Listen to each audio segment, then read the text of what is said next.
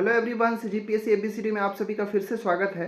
इस वीडियो के अंदर मैं छात्रावास अधीक्षक भर्ती के अंतर्गत सामान्य ज्ञान टेस्ट सीरीज जो हम चला रहे हैं उसके लिए वीडियो नंबर 7 आपके लिए लेकर आ गया हूँ। ठीक है, इससे पहले हमने 6 वीडियो जो है अपलोड कर दिया है। प्लेलिस्ट बना हुआ है हॉस्टल वार्डन सामान्य ज्ञान टेस्ट सीरीज करके। अगर आपने अभी तक नहीं देखा है तो आप जाके जरूर देखिएगा। बहुत ही अच्छा इंपॉर्टेंट ये सेशन है आपके लिए अगर आप हॉस्टल वार्डन की तैयारी कर रहे हो। जिस टॉपिक से, जिस सिलेबस से जितने नंबर के प्रश्न पूछे जाएंगे उसी रूप से तैयार किया गया है, जो कि आपके लिए बहुत मदद साबित कर सकता है इसके एग्जाम में। चैनल नए हैं तो हमारे चैनल को सब्सक्राइब कर लीजिएगा। वीडियो अच्छा लगे तो लाइक कर लेंगे, शेयर कर लेंगे अपने दोस्तों के साथ। हमारा जो टेलीग्राम चैनल है आप उसको भी जरूर ज्वाइन कर सकते हैं। इस सामान्य ज्ञान टेस्ट सीरीज के अलावा आपको हमारे चैनल के अंतर्गत आपको मैथ्स का भी टेस्ट सीरीज मिल जाएगा, कंप्यूटर का मिल जाएगा, ठीक है, सारे टॉपिक्स का, इंग्लिश का भी मिल जाएगा। तो आप जाके जरूर देखें और हमारे चैनल को जरूर ज्वाइन कर लें। आज का ये जो सेशन है 7, उसमें सबसे ज़्यादा इंपॉर्टेंट, ये सब तो है जो सारे एग्जाम में पूछे जाते हैं, इंपॉर्टेंट तो है ही। यहाँ से ये सभी से 11 नंबर के पूछे जाएंगे। 4 नंबर जो है शारीरिक शिक्षा और योग से होगा। तो यहाँ से मैंने 4 क्वेश्चन डाला है जो कि आपके लिए बहुत ज़्यादा इंपॉर्टेंट होगा। इसको भी आप जरूर देखिएगा। चलिए शुरू करते हैं टेस्ट को और करते हैं क्वेश्चन नंबर 1 की ओर। और एक काम करेंगे, वीडियो को आप पॉज करेंगे और खुद भी टेस्ट लगाने की कोशिश करेंगे और लास्ट में आप बताएंगे कि 15 में से आपका कितना सही होता है। ठीक है, चलिए शुरू करते हैं। पहला और दूसरा क्वेश्चन जो संविधान के ऊपर होगा। तो पहला क्वेश्चन आपसे संविधान का पूछा गया है कि बताइए मैथिली, संथाली, डोगरी और बोडो भाषाओं को 8वीं अनुसूची में किस संविधान संशोधन द्वारा शामिल किया गया था, जो कि एक बहुत ही ज़्यादा इंपॉर्टेंट क्वेश्चन है। अगर आप हिस्ट्री, पॉलिटी की तैयारी कर रहे हैं तो यहाँ से क्वेश्चन हमेशा देखने को मिलता है। तो इस टॉपिक को भी आप करके रखिएगा। देखिए, भारतीय संविधान की जो अनुसूची है, उस अनुसूची की जो 8वीं अनुसूची है, 8वीं अनुसूची जो है भाषाओं पर आधारित है कि कितनी भाषाएं होंगी। तो हमारे देश में अभी तक वर्तमान में देखा जाए तो कुल 22 भाषाओं को, ठीक है, कुल 22 भाषाओं को 8वीं अनुसूची में शामिल किया गया है। जो हमारा मूल संविधान था उसमें 22 नहीं था, उसमें कम था। उसमें कितनी थी? तो उसमें कुल 14 भाषाएं ही थी, लेकिन बाद में 3 बार संशोधन हो गया और अभी वर्तमान में 22 भाषाएं संविधान की 8वीं अनुसूची में है। अब प्रश्न आपसे पूछा गया कि मैथिली, संथाली, डोगरी और बोडो, ये जो 4 भाषाएं हैं उसको कौन से संविधान संशोधन के द्वारा 8वीं अनुसूची में जोड़ा गया था। तो आई थिंक इस सबका आंसर आपको पता होगा। इसका राइट आंसर जो है ऑप्शन नंबर सी बिल्कुल सही है। 92 नंबर का जो अमेंडमेंट था, 92वां संविधान संशोधन था, उसमें इन चारों को जोड़ा गया था। और मैं बताया कि 3 बार संशोधन हुआ तो सबसे पहली ये 92वां संविधान संशोधन जो हुआ था ये आपको 2003 में किया गया था। ठीक है, 2003 में यह संशोधन हुआ और इसी के अंतर्गत मैथिली, संथाली, डोगरी और बोडो भाषाओं को 8वीं अनुसूची में जोड़ा गया था। ठीक है, शामिल किया गया था। 21वां संविधान संशोधन जो हुआ था ये 1967 में हुआ था। ठीक है, 1967 में 21वां संविधान संशोधन हुआ था। और क्योंकि हमने बताया कि शुरुआत में 14 था, तो इसके बाद पहला संविधान संशोधन जो है 8वीं अनुसूची के लिए 21वां हुआ। कब? 1967 के अंतर्गत, जिसमें 3 भाषाओं को जोड़ा गया। ठीक है, सॉरी, जिसमें एक भाषा सिंधी को जोड़ा गया सबसे पहले। इस चीज़ को आपको याद रखना है। सबसे पहले कौन सी भाषा? सिंधी भाषा को 1967 में 21वां संविधान संशोधन के द्वारा जोड़ा गया। ठीक है, एक भाषा यहाँ तो 14 और एक 15 हो जाएगा। और इसके बाद 71वां संविधान संशोधन जो हुआ 1992 में हुआ। ठीक है, तो 14 और एक 15 हो गया था, क्योंकि 14 पहले था, एक 15 हो गया। और यहाँ पे हमने देखा कि 4 हुआ था, तो 15, 4, 19 हो गया। ठीक है, 3 जो है 1992 में जोड़ा गया। 3 भाषा कौन कौन है आप उसको भी लिख लीजिएगा, बहुत इंपॉर्टेंट है। कोंकणी, मणिपुरी और नेपाली। कोंकणी, इसके बाद मणिपुरी और नेपाली। तो इस प्रकार देखेंगे तो भारतीय संविधान के 8वीं अनुसूची में टोटल 22 भाषाएं वर्तमान में हो गई। भविष्य में और भी संशोधन करके जोड़ा जा सकता है। तो हमको ऐसे कोई किसी एक भाषा को देख के भी आपसे पूछ सकता है कि कौन से संविधान संशोधन में जोड़ा गया, कब जोड़ा गया, ऐसा पूछा जा सकता है। तो ये एक इंपॉर्टेंट टॉपिक था, याद रखना चाहिए। ठीक है, चलिए दूसरा प्रश्न देखते हैं संविधान का। संविधान का दूसरा प्रश्न है कि राज्य के नीति निर्देशक सिद्धांत किस देश के संविधान से अपनाया गया है। एक बहुत अच्छा इंपॉर्टेंट प्रश्न है, क्योंकि हमारा जो भारतीय संविधान है उसमें विदेशी संविधान को का बहुत बड़ा छाप देखने को मिलता है, बहुत ज़्यादा इसमें प्रभाव देखने को मिलता है। तो आपसे वही पूछा गया है कि जो हमारा संविधान है उसमें नीति निर्देशक तत्व भी है, उसको किस देश के संविधान से लिया गया है, आपसे ये पूछा गया है। ठीक है, जो कि एक इंपॉर्टेंट क्वेश्चन है। आयरलैंड, ब्रिटेन, संयुक्त राज्य अमेरिका या फिर ऑस्ट्रेलिया, किस देश के संविधान से राज्य के नीति निर्देशक तत्व को लिया गया है? ठीक है, बताइए। तो इसका आंसर जो है ऑप्शन नंबर ए बिल्कुल राइट है। आयरलैंड की जो संविधान है वहीं से इसको शामिल किया गया है, राज्य के नीति निर्देशक तत्व। इसकी आयरलैंड से अगर देखा जाए तो और भी बहुत सारी चीज़ों को यहाँ से अपनाया गया है। जैसे हमको पता है कि राष्ट्रपति का जो निर्वाचक मंडल की व्यवस्था है वो भी आयरलैंड की जो संविधान है वहीं से लिया गया है। इसके बाद हम सबको पता है कि राष्ट्रपति जो है राज्यसभा में साहित्य, कला, विज्ञान, समाज सेवा इत्यादि क्षेत्र से जो ख्याति प्राप्त व्यक्ति होते हैं उनको मनोनयन का जो अधिकार राष्ट्रपति को दिया गया है। तो उसका जो वो भी कहाँ से लिया गया है? तो वो भी आयरलैंड के ही संविधान से लिया गया है। ठीक है, तो ये सब याद रखिएगा। ब्रिटेन से कुछ लिख के रख लीजिएगा कि ब्रिटेन से जो संसाधात्मक जो शासन प्रणाली है वो कहाँ से? ब्रिटेन से लिया गया है। एकल नागरिकता, ठीक है, एकल नागरिकता भी कहाँ से? ब्रिटेन से ही लिया गया है। इसके बाद विधि निर्माण की प्रक्रिया, विधि का शासन, ये सभी भी ब्रिटेन से ही लिया गया है। संयुक्त राज्य अमेरिका के अंतर्गत अगर जाएंगे तो जो संविधान की जो प्रस्तावना है, ठीक है, संविधान की जो प्रस्तावना है वो कहाँ से अपनाया गया है? तो वो संयुक्त राज्य अमेरिका के ही संविधान से लिया गया है। जो मौलिक अधिकार होता है हमारा, जो फंडामेंटल राइट होता है, वो भी कहाँ? संयुक्त राज्य अमेरिका से। न्यायिक पुनरावलोकन जो होता है, संविधान की सर्वोच्चता, ये सारा चीज़ जो है। और जैसे राष्ट्रपति पर महाभियोग, उपराष्ट्रपति, उच्चतम एवं उच्च न्यायालयों के न्यायाधीशों को हटाने की प्रक्रिया, विधि, ये सब भी संयुक्त राज्य अमेरिका के संविधान से ही अपनाया गया है। ऑस्ट्रेलिया के अंदर अगर बात करें, यहाँ देखिए, अगर केवल प्रस्तावना पूछेगा कि प्रस्तावना कहाँ से लिया गया है तो संयुक्त राज्य अमेरिका से। लेकिन अगर पूछ देगा कि प्रस्तावना की भाषा, जो लैंग्वेज है, वो किस देश की संविधान से लिया है, तो वो ऑस्ट्रेलिया की संविधान से लिया गया प्रस्तावना की भाषा को। तो ये दोनों को आप अलग से याद रखिएगा, पूछेगा तो कन्फ्यूजन नहीं होना है। इसके बाद हमारे संविधान में जो समवर्ती सूची का प्रावधान किया गया है वो भी कहाँ से लिया गया है? वो भी ऑस्ट्रेलिया के ही संविधान से लिया गया है। केंद्र और राज्य के बीच में संबंध और शक्तियों का विभाजन, ये भी ऑस्ट्रेलिया से लिया गया है। तो ये सब आपको याद रखना चाहिए। कुछ आप जहाँ से भी पढ़ते हो एक बार इसको आप जरूर याद करके जाइएगा, एक इंपॉर्टेंट क्वेश्चन यहाँ से बनता है। ठीक है, उम्मीद है ये दो संविधान के प्रश्न आपको अच्छे से समझ में आया होगा। अब हम तीसरे प्रश्न की ओर बढ़ते हैं जो कि हिस्ट्री का होगा। ठीक है, चलिए शुरू करते हैं। तीसरा प्रश्न आपके लिए इस प्रकार है, बताइए, प्रश्न है कि सुरक्षा प्रकोष्ठ की नीति किस गवर्नर जनरल द्वारा लाया गया था? ठीक है, एक इंपॉर्टेंट प्रश्न है। सुरक्षा प्रकोष्ठ की नीति, जिसको हम रिंग फेंस पॉलिसी भी कहते हैं, रिंग फेंस पॉलिसी। ठीक है, सुरक्षा प्रकोष्ठ की नीति, रिंग फेंस पॉलिसी, किस गवर्नर जनरल के द्वारा लाया गया था? Robert Clive, Warren Hastings, Lord Cornwallis या फिर लॉर्ड वेलेजली? किसने लाया था आपको बताना है। तो इसका आंसर जो है ऑप्शन नंबर बी बिल्कुल सही है। वॉरेन हेस्टिंग्स के द्वारा इसी के काल में सुरक्षा प्रकोष्ठ की नीति को लाया गया था। ठीक है, याद रखिएगा। इसके समय में बहुत सारा कार्य हुआ था, आपको याद होना चाहिए। जैसे वॉरेन हेस्टिंग में अगर देखेंगे तो बोर्ड ऑफ रेवेन्यू की स्थापना वॉरेन हेस्टिंग के समय में किया गया था। वॉरेन हेस्टिंग्स के समय ही 1781 के अंतर्गत मुस्लिम शिक्षा के लिए कलकत्ता में एक प्रथम मदरसा बनाया गया था। ठीक है, इसी वॉरेन हेस्टिंग के समय देखेंगे तो एक वर्ष बाद 1782 के अंदर जोनाथन डंकन थे, उनके द्वारा बनारस में संस्कृत विद्यालय को स्थापित किया गया था। इसके बाद 1785 में जाएंगे तो इसी के समय जो विलियम विल्किंस थे उन्होंने भगवत गीता का अंग्रेजी में अनुवाद किया था। तो ये सब फैक्ट आप याद रखिएगा, एग्जाम में डायरेक्ट वन लाइनर में भी पूछ दिया जाता है। ठीक है, रॉबर्ट क्लाइव तो आप जानते हैं ये बंगाल का प्रथम गवर्नर था। इसके बाद बंगाल में जो द्वैध शासन हुआ था, बंगाल के अंतर्गत द्वैध शासन भी किसने लाया था? रॉबर्ट क्लाइव के द्वारा ही लाया गया था। और लॉर्ड कॉर्नवालिस तो आप जानते हैं शक्तियों के पृथककरण के लिए इसने एक महत्वपूर्ण कॉर्नवालिस कोड लाया था। ठीक है, याद रखिएगा। लॉर्ड वेलेजली जो है सहायक संधि जो है उसके लिए फेमस है। सहायक संधि की जो नीति किसके द्वारा लाया गया था?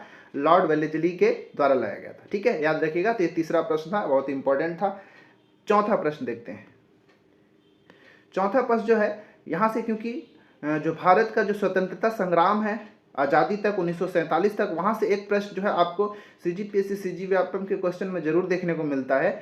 तो वहाँ से मैंने एक प्रश्न बनाया है कि बटुकेश्वर दत्त एवं भगत सिंह ने दिल्ली में सेंट्रल लेजिस्लेटिव असेंबली में खाली बेंचों पर बम फेंका था, लेकिन कब फेंका था? यहाँ पे डेट दिया हुआ है, चारों में से कौन सा है जिस डेट पे बटुकेश्वर दत्त और भगत सिंह जो है बम फेंके थे दिल्ली के खाली असेंबली में? बताइए।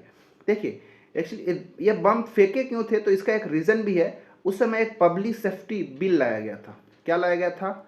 Public safety bill.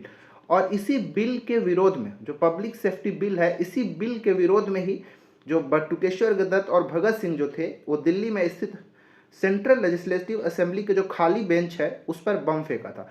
ये जो असेंबली था, ठीक है, उसका उस समय अध्यक्ष विट्ठल भाई पटेल थे। ठीक है, विट्ठल भाई पटेल जो थे उस असेंबली का उस समय अध्यक्षता कर रहे थे। ठीक है, अध्यक्ष थे। तो ये डेट कब है? तो 8 अप्रैल 1929। ऑप्शन नंबर सी बिल्कुल राइट आंसर है कि 8 अप्रैल 1929 को इस घटना को अंजाम दिया था बटुकेश्वर दत्त और भगत सिंह ने। ठीक है, 3 फरवरी 1928 को क्या था? एक इंपॉर्टेंट ये भी डेट है, आप याद रखना चाहिए कि जो साइमन कमीशन था वो भारत आया था। क्वेश्चन ये भी पूछा जाता है कि साइमन कमीशन भारत कब आया था, जिसको साइमन कमीशन को व्हाइट कमीशन भी कहा जाता है। ये 3 फरवरी 1928 को भारत आया था। 9 अगस्त 1925 को क्या हुआ था? तो इस दिन काकोरी कांड हुआ था। ठीक है, काकोरी कांड ये कब हुआ था? 9 अगस्त 1925 ईस्वी को। 17 दिसंबर 1928 को क्या हुआ था? तो इस दिन क्या हुआ था? भगत सिंह के नेतृत्व में पंजाब के जो क्रांतिकारी थे उन्होंने क्या किया था? सॉन्डर्स को गोली मार दिया था इन्होंने। ठीक है, भगत सिंह और उनके जो सहयोगी थे, उनके साथ के जो क्रांतिकारी थे, वो 17 दिसंबर 1928 को सॉन्डर्स की हत्या कर देते हैं गोली मारकर। ठीक है, ये सब इन्फॉर्मेशन याद रखिएगा। चलिए, तो 4 प्रश्न हो गया, इतिहास के भी 2 प्रश्न होगा। आगे हम देखेंगे भूगोल के 2 महत्वपूर्ण प्रश्नों को। भूगोल का पहला प्रश्न हो गया, जो कि 5वां प्रश्न है कि हवा में पौधों को उगाने की विधि को क्या कहते हैं? और ये तो कई बार एग्जाम में पूछा जा चुका है, इसलिए एक इंपॉर्टेंट क्वेश्चन है, आपको पता होना चाहिए। जब हवा में ही पौधों को उगाया जाता है उसको क्या कहा जाता है? Hydroponics, vermi culture, VT culture या फिर एरोपोनिक क्या कहा जाता है? ठीक है, तो चारों ऑप्शन को ध्यान से देखेंगे तो आप बता सकते हैं कि इसका आंसर क्या हो सकता है। ठीक है, तो जब हवा में ही अगर पौधों को उगाया जाए, उसके लिए पानी की ज़रूरत ना हो, मिट्टी की ज़रूरत ना हो, हवा में ही केवल उगा दें, तो ऐसे चीज़ों को हम एरोपोनिक कहते हैं। इस तरह का जो विधि है हवा में पौधा उगाने का, उसको एरोपोनिक कहते हैं। तो यहाँ पे एयर आपको वर्ड दिख रहा होगा, उससे आप पकड़ लेना चाहिए था। हाइड्रोपोनिक्स ये वाला जो है बहुत बार पूछा जा चुका है कि हाइड्रोपोनिक्स क्या होता है। तो मृदा रहित कृषि करना। ठीक है, मतलब ऐसा कृषि जिसमें मिट्टी की ज़रूरत ना हो।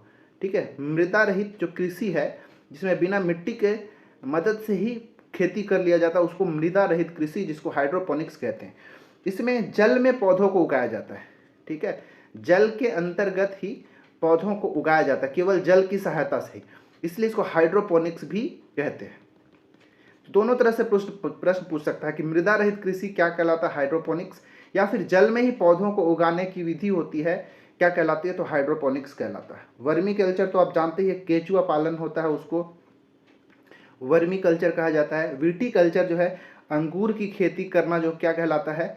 विटी कल्चर कहलाता है। क्वेश्चन आपसे पूछ लेता हूँ कि बताइए कि रेशम कीट जो होते हैं, ठीक है, रेशम कीट, उसका जो पालन है, पालन करना क्या कहलाता है? कि रेशम कीट का पालन करना। और मधुमक्खी पालन को क्या कहते हैं? ठीक है, मधुमक्खी पालन। इन दोनों का आंसर जो आप कमेंट करके जरूर बताएं, मैं देखूंगा किसका सही हो रहा है। चलिए, 6वां प्रश्न आप सभी के लिए भूगोल का। 6वां प्रश्न है कि निम्नलिखित में से कौन सा विकल्प सुमेलित नहीं है? ठीक है, बहुत इंपॉर्टेंट प्रश्न है, बताइए कि कौन सा विकल्प जो है सुमेलित नहीं है, आपसे ये पूछा गया।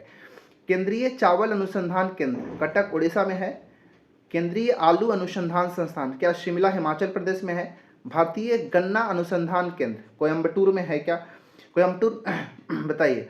या फिर केंद्रीय कपास अनुसंधान केंद्र नागपुर महाराष्ट्र में है क्या? इसमें से कौन सा विकल्प जो है सुमेलित नहीं है, असुमेलित है, आपसे ये पूछा गया, क्या इसका आंसर होगा? तो देखिए, ऑप्शन नंबर ए बिल्कुल सही है, चावल अनुसंधान केंद्र कटक उड़ीसा के अंदर है। केंद्रीय आलू अनुसंधान केंद्र शिमला हिमाचल प्रदेश के अंदर है, बिल्कुल सही है।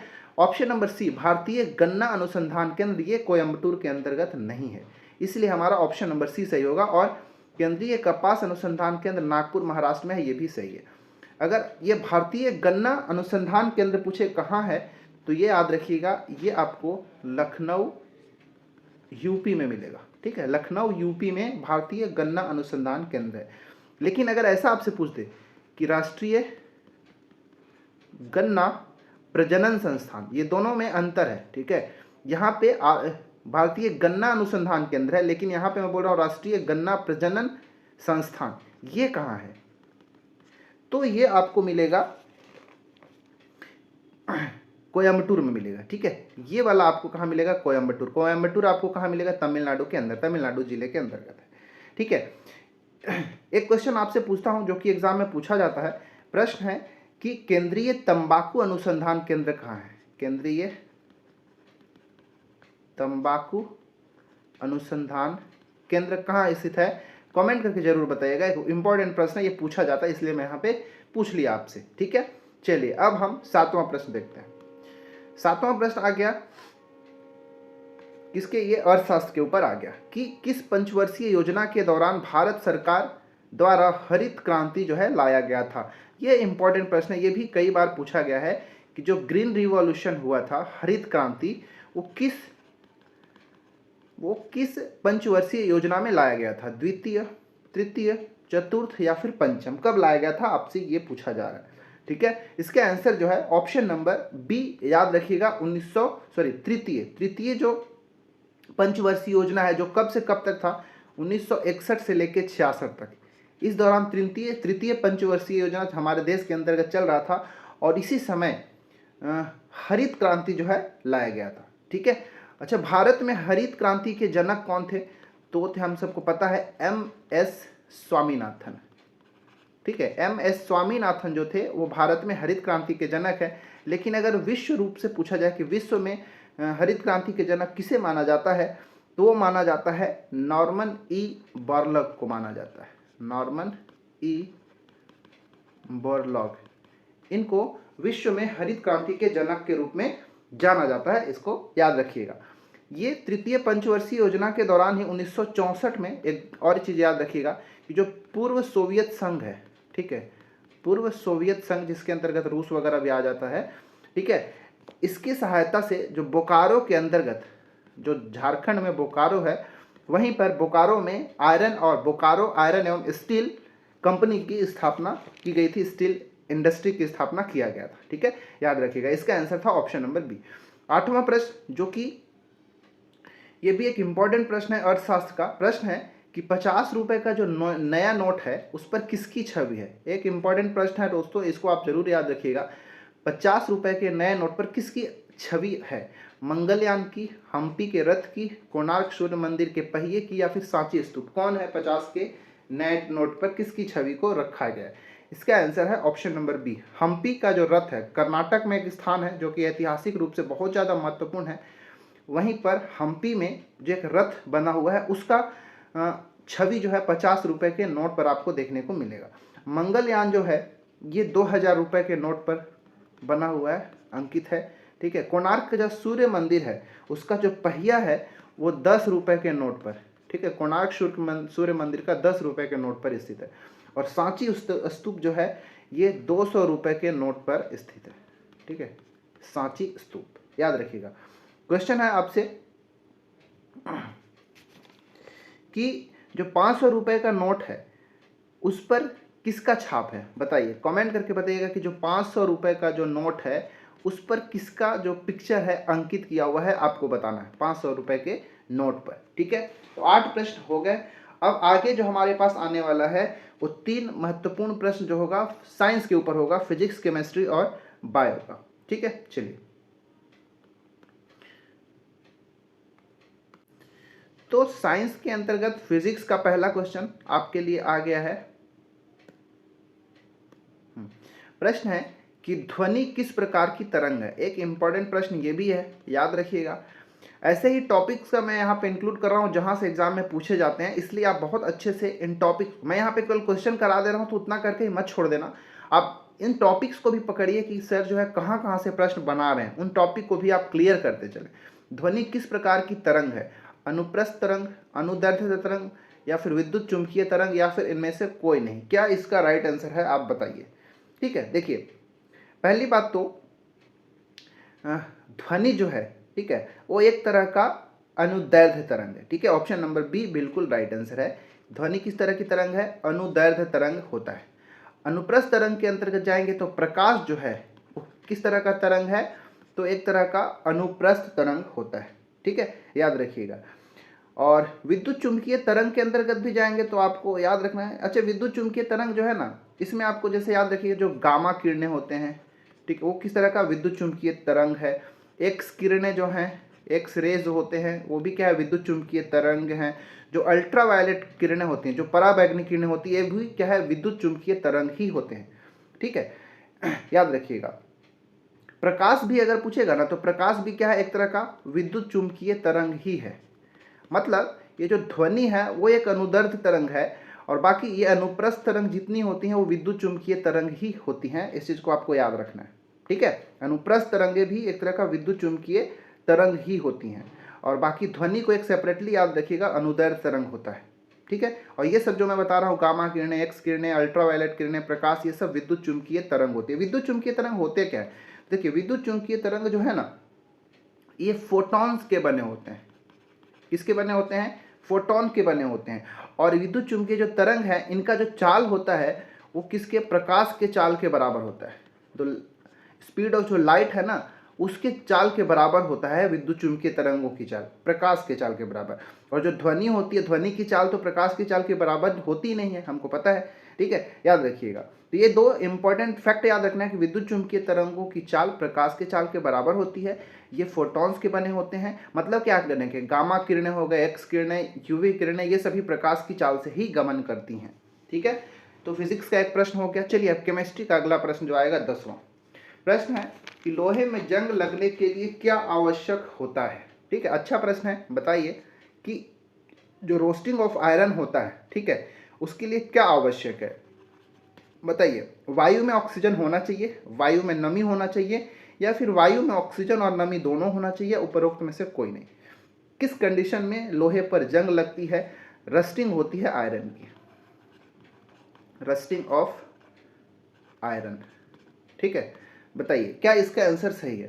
तो देखिए, लोहे में जंग जो लगना है एक रासायनिक प्रक्रिया है। पहली बात तो ये भी पूछा जाता है कि लोहे में जंग लगना किस प्रकार की प्रक्रिया है, तो एक तरह का केमिकल रिएक्शन है, एक तरह का वो रासायनिक प्रक्रिया है।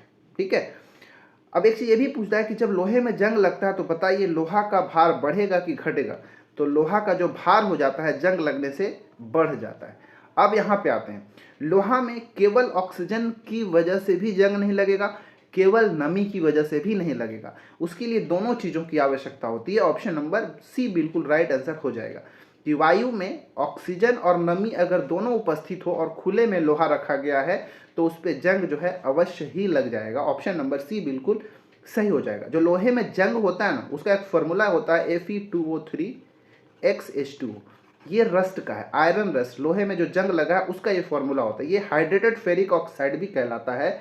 ठीक है, इसमें देखिए ये एक्स जो है क्या होता है? ये जल के अणुओं की संख्या बताता है। मतलब ये परिवर्तनशील होता है। जल की मात्रा जहाँ पे जल के अणु जहाँ अधिक होगा यहाँ पे ये ज़्यादा होगा, कम होगा तो ये कम हो जाएगा। ये रस्ट का फॉर्मूला है, इसको याद रखिएगा, एग्जाम में पूछा जाता है। ठीक है, अब हम 11वें प्रश्न की ओर बढ़ेंगे जो कि है बायोलॉजी के ऊपर, जीव विज्ञान के ऊपर, जो कि एक इंपॉर्टेंट प्रश्न है। यहाँ से प्रश्न हजारों बार पूछे गए होंगे, कितने ही सारे प्रश्नों में पूछा गया होगा, तो इस टॉपिक को आप जरूर करके रखिएगा दोस्तों। प्रश्न है कि जो विटामिन के है, ठीक है, विटामिन के है उसका रासायनिक नाम क्या होता है? टोकोफेरॉल, फिलोक्विनोन, कैल्सीफेरॉल या फिर फॉलिक एसिड। क्या होता है विटामिन के का रासायनिक नाम, वो बताइए आपको। ठीक है, क्या होता है विटामिन के का रासायनिक नाम? तो option number B phylloquinone. Phylloquinone जो होता है ये विटामिन के का रासायनिक नाम है। अच्छा, विटामिन के की कमी से क्या होता है? रक्त का थक्का नहीं बनता। ठीक है, जो ब्लड का क्लोटिंग होता है, रक्त का जो थक्का है, वो इसकी कमी से नहीं बनता है। विटामिन के की अगर कमी है तो रक्त का थक्का आपका नहीं, घाव लग रहा है कहीं पे और कट जा रहा है तो जल्दी से थक्का नहीं बनेगा, क्लोटिंग नहीं हो पाएगा। जो टोकोफेरॉल है, ठीक है, ऑप्शन नंबर ए, ये विटामिन ई का रासायनिक नाम है टोकोफेरॉल। इसकी कमी से जो जनन शक्ति में कमी आ जाता है, जनन शक्ति में कमी हो जाता है विटामिन ई की कमी से। ई का रासायनिक नाम टोकोफेरॉल। कैल्सीफेरॉल आई थिंक सबको पता होगा कि ये विटामिन सी का रासायनिक नाम है कैल्सीफेरॉल। सॉरी, सी नहीं, डी होगा। सी का तो एस्कॉर्बिक एसिड होता है। विटामिन डी का रासायनिक नाम क्या है? कैल्सीफेरॉल है। और इसकी कमी से जो बच्चे होते हैं, ठीक है, बच्चों में इसकी कमी से रिकेट्स हो जाता है, उनकी हड्डियां कमज़ोर हो जाती है, रिकेट्स। और जो वयस्क होते हैं, वयस्क में इसी विटामिन डी की कमी से ऑस्टियोमलेशिया हो जाता है, ऑस्टियोमलेशिया, ठीक है, याद रखिएगा। और फॉलिक एसिड जो है ये विटामिन B11 का रासायनिक नाम है, फॉलिक एसिड। इसकी कमी से एनीमिया हो जाता है, ठीक है। और पेचिस जो होता है ना, पेचिस भी विटामिन B11 की कमी से हो जाता है। एक क्वेश्चन पूछ लेता हूँ, बताइए, जो विटामिन बी है, ठीक है, विटामिन बी का रासायनिक नाम क्या है और इसकी कमी से कौन कौन सी बीमारियां होती हैं? आप कमेंट करके जरूर बताइएगा, ठीक है।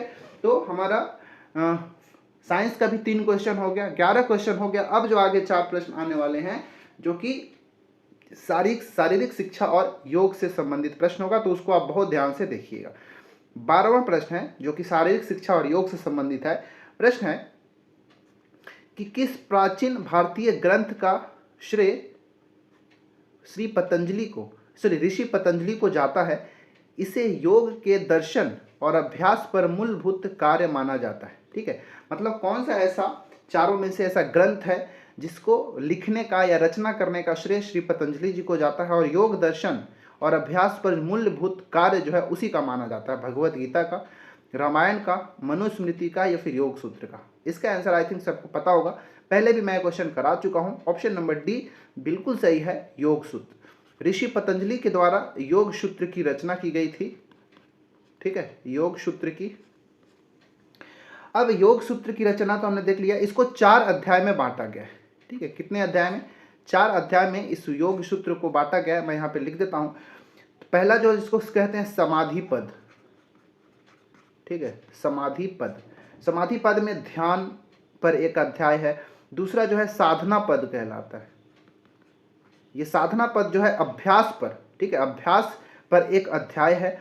और तीसरा जो पद है जिसको कहते हैं विभूति पद, ठीक है, विभूति पद, ये जो है शक्तियों पर एक अध्याय है, ठीक है। और चौथा जो है जिसको कहते हैं कैवल्य पद, कैवल्य पद, जो कि मुक्तियों पर एक अध्याय है। तो इस योग सूत्र को 4 अध्याय में बांटा गया। इसमें कुल सूत्रों की संख्या 195 माना जाता है योग सूत्र के अंदर, ठीक है। इसके आंसर ऑप्शन नंबर डी था। चलिए 13वां प्रश्न। 13 नंबर का प्रश्न है कि आध्यात्मिक ज्ञान प्राप्त करने के तरीके के रूप में योग का कौन सा रूप निस्वार्थ कर्म और कर्तव्य पर जोर देता है? एक इंपॉर्टेंट प्रश्न है, ये थोड़ा सा ज़्यादा हो जाएगा लेकिन इंपॉर्टेंट प्रश्न पूछा गया है। क्या है कि अगर आध्यात्मिक ज्ञान प्राप्त करने के तरीके के रूप में देखा जाए तो जो योग होता है उसका कौन सा योग है, कौन सा रूप है जो निस्वार्थ कर्म और कर्तव्य पर जोर देता है? ठीक है, देखिए, आध्यात्मिक ज्ञान का मतलब ये नहीं हो जाता कि आप पूजा पाठ करके दिन रात पड़े रहें और आपको जो है मोक्ष की प्राप्ति हो जाएगी या फिर आध्यात्मिक ज्ञान की प्राप्ति हो जाएगी। उसके लिए आप निस्वार्थ, बिना किसी लालच के, बिना किसी स्वार्थ के कर्म कर सकते हैं और अपने कर्तव्य पर जोर देकर भी आपको आध्यात्मिक ज्ञान प्राप्त हो सकता है। भक्ति योग, कर्म योग, राजयोग या फिर ज्ञान योग, क्या इसका सही आंसर है? ऑप्शन नंबर बी, कर्म योग। ठीक है, याद रखिएगा, एक कर्म योग क्या कहलाता है? एक निस्वार्थ कर्म की बात करता है और अपने कर्तव्य को निभाने की बात करता है, कर्म योग। ऑप्शन नंबर बी, कर्म योग निस्वार्थ कर्म का एक मार्ग है जहां बिना किसी फल की अपेक्षा के अपने कर्तव्य का पालन करने की बात की गई है, विचार किया जाता है, पालन किया जाता है। और यह एक जो है आध्यात्मिक दृष्टिकोण है कि आप निस्वार्थ भाव से कर्म करें, अपने कर्तव्य पथ पर चले, आपको आध्यात्मिक ज्ञान की अवश्य ही प्राप्ति हो जाएगी। ऑप्शन नंबर बी बिल्कुल राइट आंसर है। चलिए 14वां प्रश्न। 14 नंबर का प्रश्न है कि किसने कहा है कि योग किसी व्यक्ति के विकास को एक ही जीवन या कुछ माह या किसी व्यक्ति के शारीरिक अस्तित्व के कुछ घंटों में संकुचित करने का साधन है? ये स्टेटमेंट को याद रखिएगा, एक बहुत इंपॉर्टेंट स्टेटमेंट है, पूछा गया है एग्जाम में, इसलिए मैं यहाँ पे इंक्लूड किया हूँ। मतलब किसने कहा है कि योग के माध्यम से कोई व्यक्ति का विकास एक जीवन में हो सकता है, कुछ माह में हो सकता है, या फिर शारीरिक अस्तित्व के कुछ घंटों में संकुचित करने का एक साधन है योग के माध्यम से? रविन्द्रनाथ टैगोर, बुद्ध, स्वामी विवेकानंद या फिर गांधी? किसका ये कथन है बताइए? सही आंसर है ऑप्शन नंबर सी, बिल्कुल सही है। स्वामी विवेकानंद का यह कथन है। देखिए, स्वामी विवेकानंद तो हम जानते हैं भारत का एक बहुत ही एक बहुत ही बड़े एक संत हुए, जिनका जन्म हम सबको पता है 12 जनवरी 1863 को हुआ था, और 12 जनवरी को हम राष्ट्रीय युवा दिवस के रूप में मनाते हैं, हमको पता है। उन्होंने जो विवेकानंद है, इन्होंने कर्म योग, ठीक है, कर्म योग 1896 में इन्होंने लिखा था। इसके बाद एक राजयोग, ठीक है, कर्म योग और राजयोग, राजयोग को इन्होंने सन 1900 में लिखा था। ये इन दोनों जो है स्वामी विवेकानंद की रचना है, जो कि महत्वपूर्ण रचना है। ये उन महत्वपूर्ण व्यक्तियों में से एक है जिन्होंने योग को पश्चिमी देशों तक भी, वेस्टर्न कंट्री तक भी इसको फैलाने का काम किया। इसका आंसर ऑप्शन नंबर सी है, उन्हीं का यह कथन है। हमको पता है कि स्वामी विवेकानंद जो है 1897 में रामकृष्ण मिशन की स्थापना किया था इन्होंने। रामकृष्ण मिशन वेल्लोर मठ के पास है रामकृष्ण मिशन, वहीं पर उनकी स्थापना किया गया था, जिसका मुख्य लक्ष्य क्या है पूछ देगा तो कर्मयोग था। रामकृष्ण मिशन का मुख्य लक्ष्य क्या है? कर्मयोग है, कर्मयोग को फैलाना है। ठीक है, चलिए 15वां और आखिरी प्रश्न आज का देखते हैं। ये इस प्रकार है कि योग का अर्थ मुख्य रूप से क्या होता है? क्या एक व्यायाम मात्र को ही योग कहते हैं, या फिर स्वयं को विचलित करने की एक विधि है, या फिर वास्तविकता से पलायन, या फिर स्वयं को ऊपर उठाने की प्रक्रिया? क्या होता है योग, योग का अर्थ? इसका आंसर है ऑप्शन नंबर